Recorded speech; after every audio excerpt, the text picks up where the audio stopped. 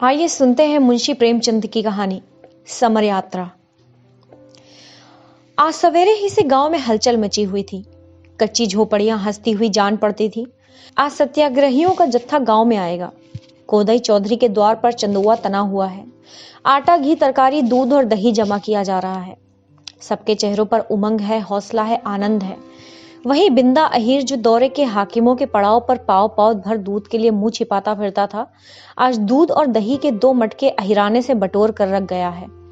कुम्हार जो घर छोड़कर भाग जाया करता था, मिट्टी के बर्तनों का अटम लगा गया है। गांव के नाई कहार सब आप ही आप दौड़े चले आ रहे हैं। अगर कोई प्राणी दुखी है तो वो नोहरी बुढ़िया है।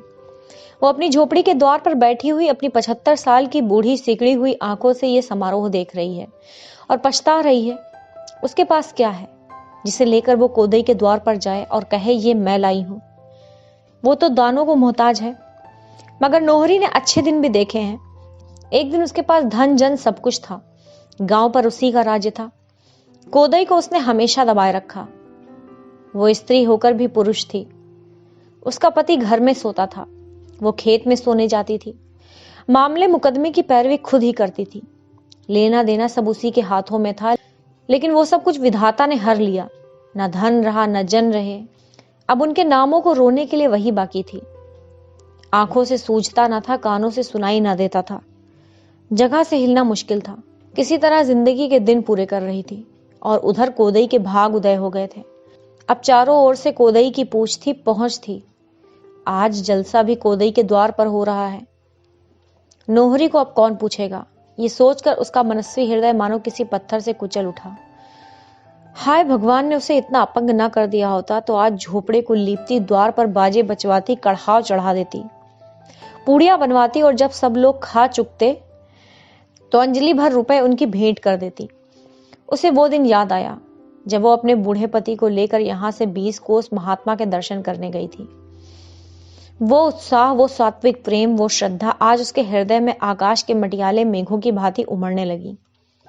कोदई ने आकर पोपले मुंह से कहा, भाभी आज महात्मा जी का जत्था आ रहा है, तुम्हें भी कुछ देना है।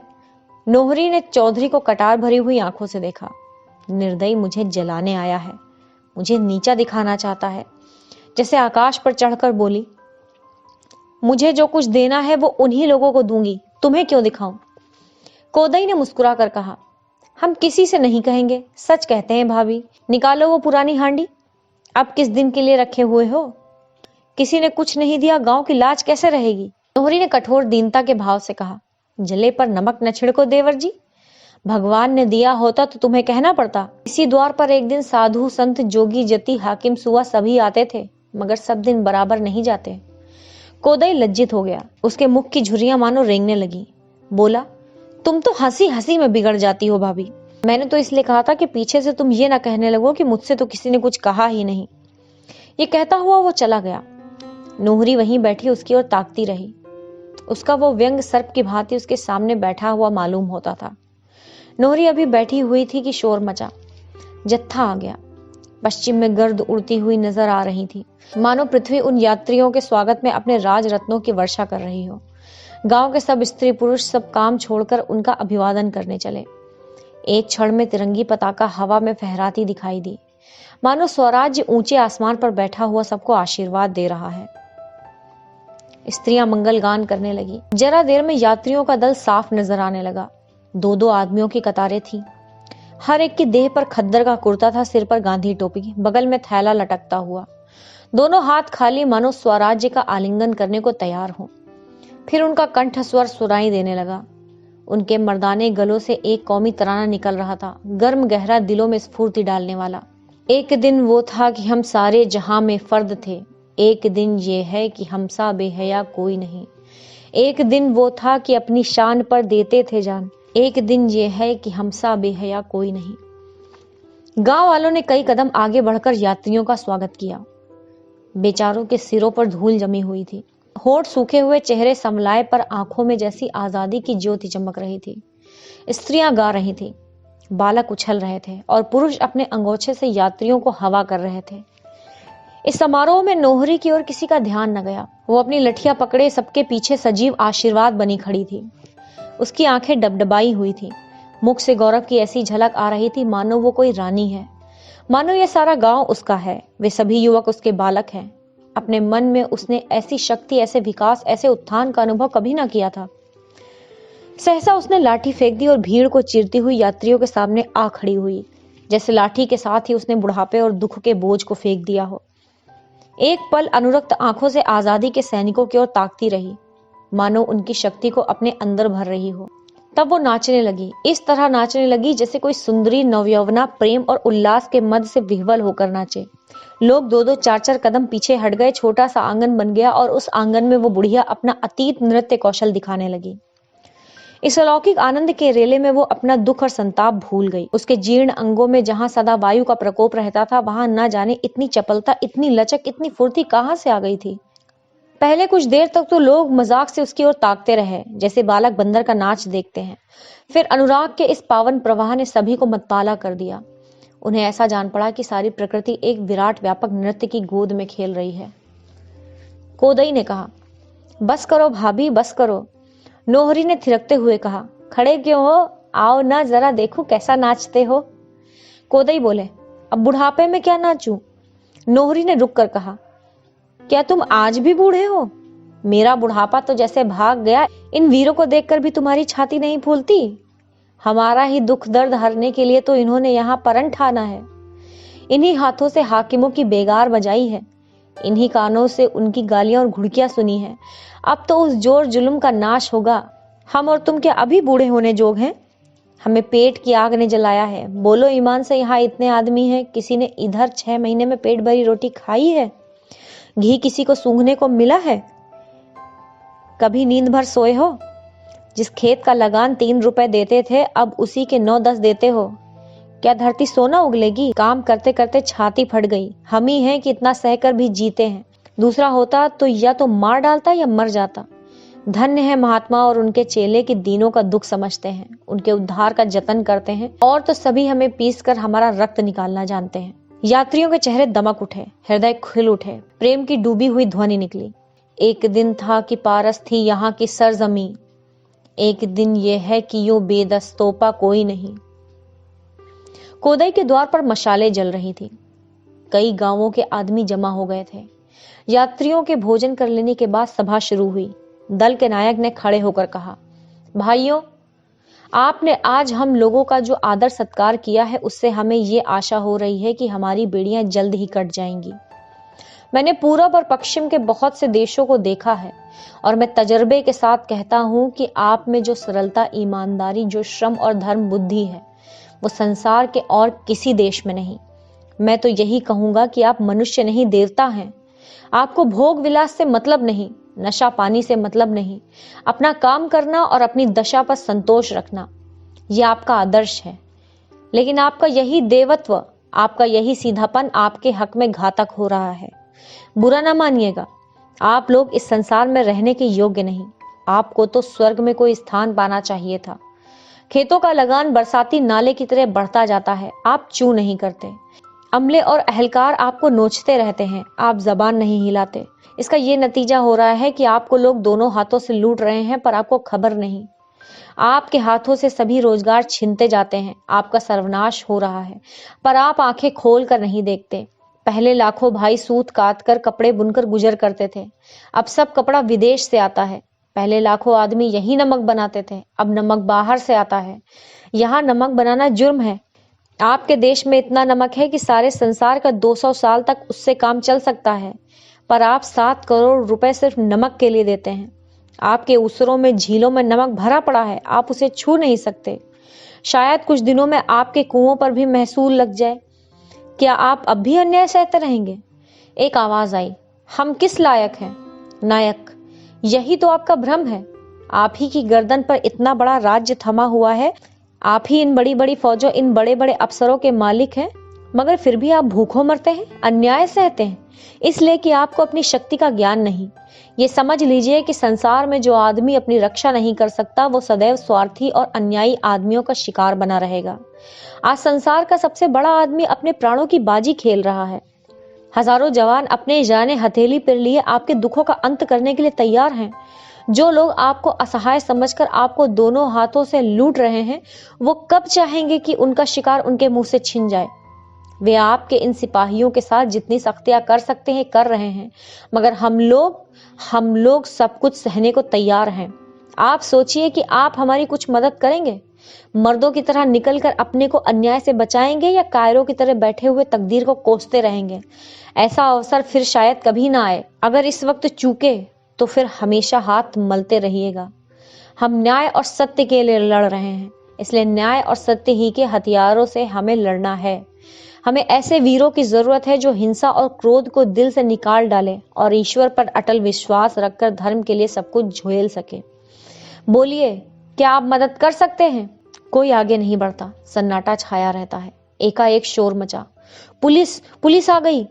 पुलिस का दरोगा कांस्टेबलों के एक दल के साथ आकर सामने खड़ा हो गया। लोगों ने सहमी हुई आंखों और धड़कते हुए दिलों से उसकी ओर देखा और छिपने के लिए बिल खोजने लगे। दरोगा जी ने हुक्म दिया, मारकर भगा दो इन बदमाशों को। कांस्टेबलों ने अपने डंडे संभाले, मगर इसके पहले कि वे किसी पर हाथ चलाए, सभी लोग फुर्र हो गए। कोई इधर से भागा, कोई उधर से, भगदड़ मच गई। 10 मिनट में वहां गांव का आदमी भी ना रहा। हाँ, नायक अपने स्थान पर अब भी खड़ा था और जत्था उसके पीछे बैठा हुआ था। केवल कोदई चौधरी नायक के समीप बैठे हुए थे, आंखों से भूमि की ओर ताक रहे थे। दरोगा ने कोदई की ओर कठोर आंखों से देखकर कहा, क्यों रे कोदैया, तूने इन बदमाशों को क्यों ठहराया यहाँ? कोदई ने लाल लाल आंखों से दरोगा की ओर देखा और जहर की तरह गुस्से को पी गए।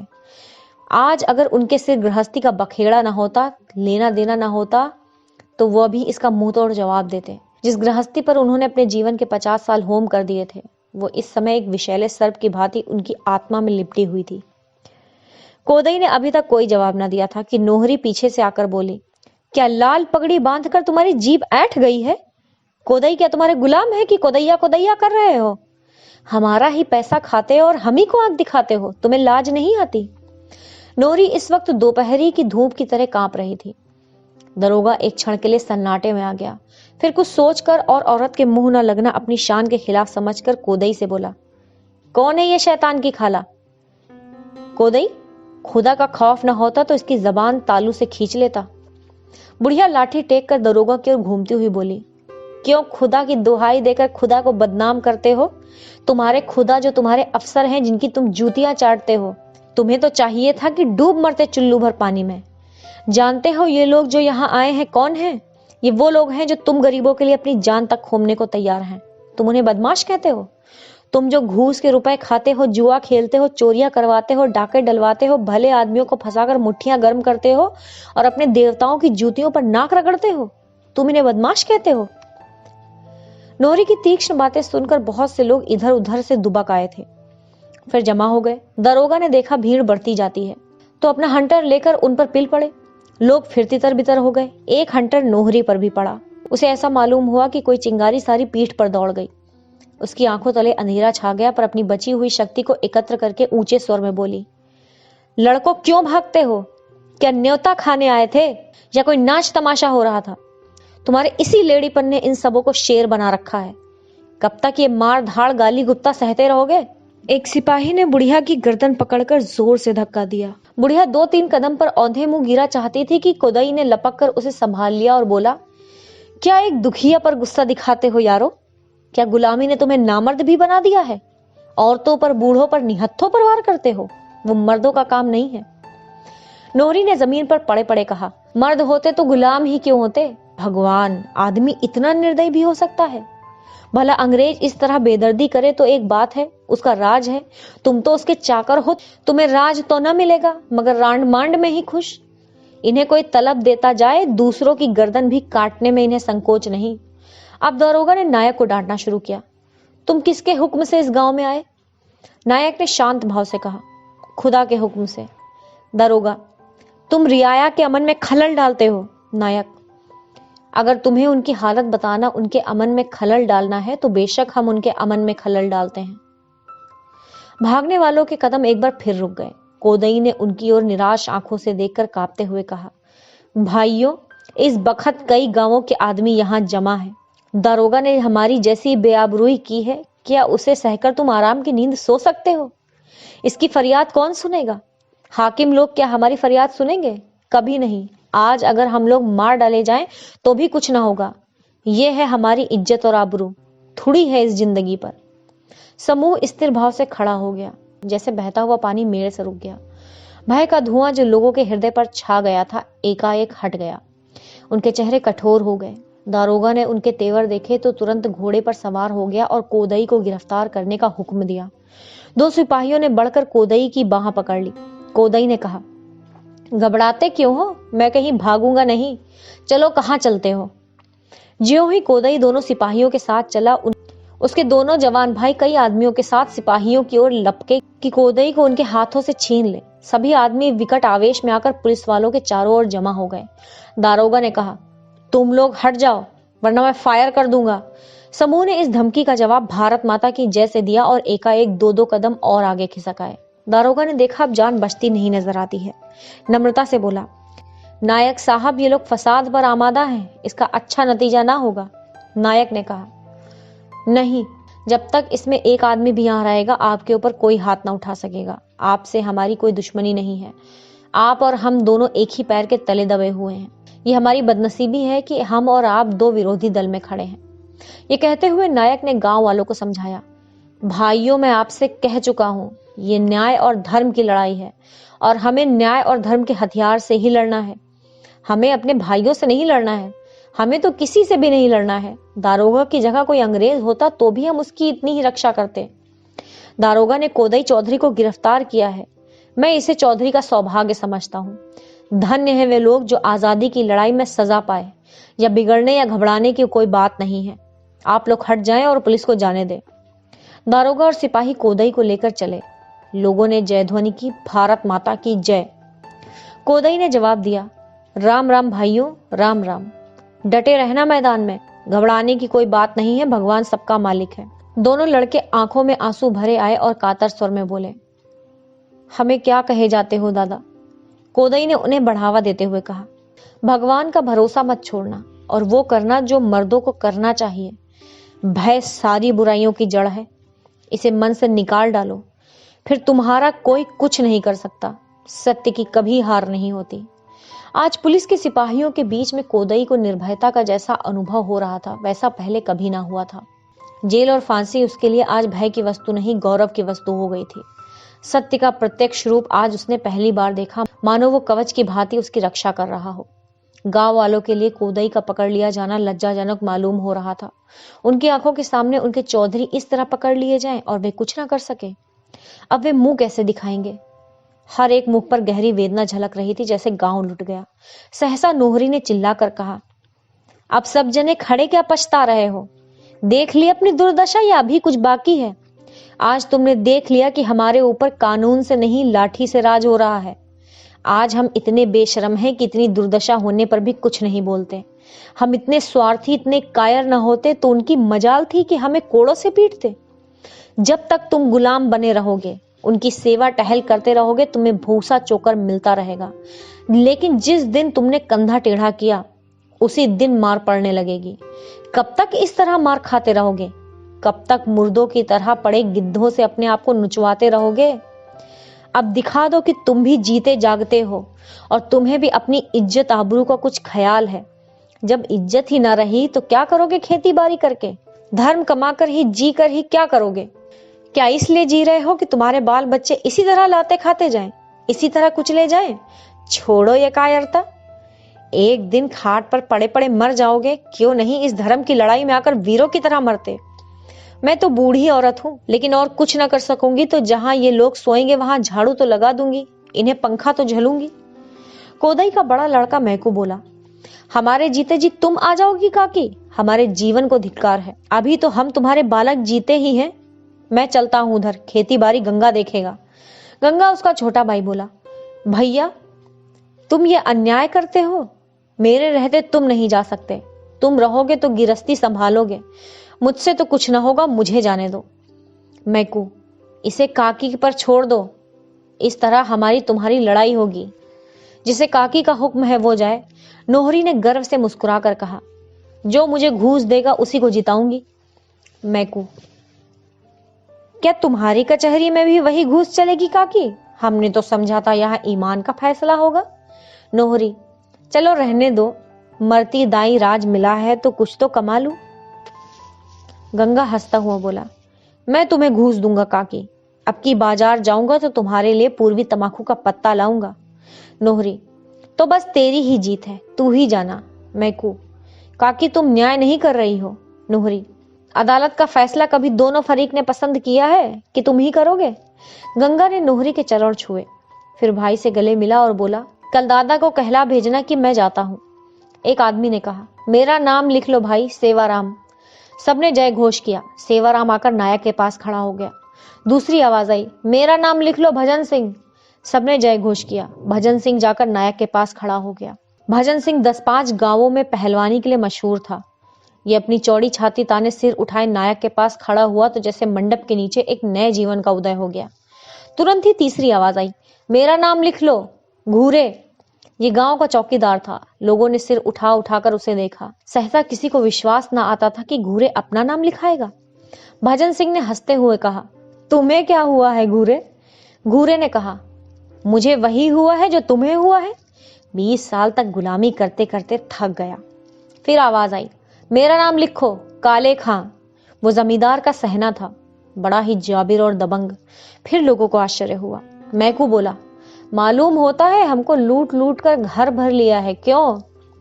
काले खां गंभीर स्वर में बोला, क्या जो आदमी भटकता रहे उसे कभी सीधे रास्ते पर न आने दोगे भाई? अब तक जिसका नकम खाता था उसका हुक्म बजाता था, तुमको लूट लूट कर उसका घर भरता था। अब मालूम हुआ कि मैं बड़े भारी मुगालते में पड़ा हुआ था। तुम सब भाइयों को मैंने बहुत सताया है, अब मुझे माफी दो। पांचों रंगरूट एक दूसरे से लिपटते थे, उछलते थे, चीखते थे, मानो उन्होंने सचमुच स्वराज्य पा लिया हो। और वास्तव में उन्हें स्वराज्य मिल गया था। स्वराज्य चित्त की वृत्ति मात्र है। ज्यों ही पराधीनता का आतंक दिल से निकल गया, आपको स्वराज्य मिल गया। भय ही पराधीनता है, निर्भयता ही स्वराज्य है। व्यवस्था और संगठन तो गौड़ है। नायक ने उन सेवकों को संबोधित करके कहा, मित्रों, आप आज आजादी के सिपाहियों में आ मिले, इस पर मैं आपको बधाई देता हूं। आपको मालूम है कि हम किस तरह लड़ाई करने जा रहे हैं। आपके ऊपर तरह तरह की सख्तियां की जाएंगी, मगर याद रखिए, जिस तरह आज अपने मोह और लोभ का त्याग कर दिया है, उसी तरह हिंसा और क्रोध का भी त्याग कर दीजिएगा। हम धर्म संग्राम में जा रहे हैं। हमें धर्म के रास्ते पर जमा रहना होगा। आप इसके लिए तैयार हैं? पांचों ने एक स्वर में कहा, तैयार हैं। नायक ने आशीर्वाद दिया, ईश्वर आपकी मदद करे। उस सुहावने सुनहले प्रभात में जैसे उमंग घुली हुई थी। समीर के हल्के हल्के झोंकों में प्रकाश की हल्की हल्की किरणों में उमंग सनी हुई थी। लोग जैसे दीवाने हो गए थे, मानो आजादी की देवी उन्हें अपनी ओर बुला रही हो। वही खेत खलियान है, वही बाग बगीचे हैं, वही स्त्री पुरुष हैं। पर आज के प्रभात में जो आशीर्वाद, जो वरदान है, जो विभूति है, वो और कभी न थी। वही खेत खलियान, वही बाग बगीचे, स्त्री पुरुष आज एक नई विभूति में रंग गए हैं। सूर्य निकलने के पहले ही कई हजार आदमियों का जमाव हो गया था। जब सत्याग्रहियों का दल निकला तो लोगों की मस्तानी आवाजों से आकाश गूंज उठा। नए सैनिकों की विदाई, उनकी रमणियों का कातर धैर्य, माता पिता का आदर गर्व, सैनिकों के परित्याग का दृश्य लोगों को मस्त किए देता था। सहसा नोहरी लाठी टेकती हुई आ खड़ी हुई। मैकू ने कहा, काकी हमें आशीर्वाद दो। नोहरी, मैं तुम्हारे साथ चलती हूँ बेटा, कितना आशीर्वाद लोगे? कई आदमियों ने एक स्वर से कहा, काकी तुम चली जाओगी तो यहाँ कौन रहेगा? नोहरी ने शुभकामना से भरे हुए स्वर में कहा, भैया जाने के तो अब दिन ही हैं। आज न जाऊंगी 2-4 महीने बाद जाऊंगी। अभी जाऊंगी तो जीवन सफल हो जाएगा। 2-4 महीने में खाट पर पड़े पड़े जाऊंगी तो मन की आस मन में रह जाएगी। इतने बालक हैं, इनकी सेवा से मेरी मुकुट बन जाएगी। भगवान करे तुम लोगों के सुदिन आए और मैं अपनी जिंदगी में तुम्हारा सुख देख लूं। ये कहते हुए नोहरी ने सबको आशीर्वाद दिया और नायक के पास जाकर खड़ी हो गई। लोग खड़े देख रहे थे और जत्था गाता हुआ जाता था। एक दिन वो था कि हम सारे जहां में फर्द थे, एक दिन ये है कि हम सा बेहया कोई नहीं। नोहरी के पांव जमीन पर ना पड़ते थे, मानो विमान पर बैठी हुई स्वर्ग जा रही हो। जल्द ही एक नई कहानी के साथ आपके सामने उपस्थित होंगे। अगर आपको ये कहानी पसंद आई है तो इसे लाइक कीजिए, अपने साहित्य प्रेमी मित्रों के साथ शेयर कीजिए और इस चैनल को जरूर सब्सक्राइब कीजिए। धन्यवाद।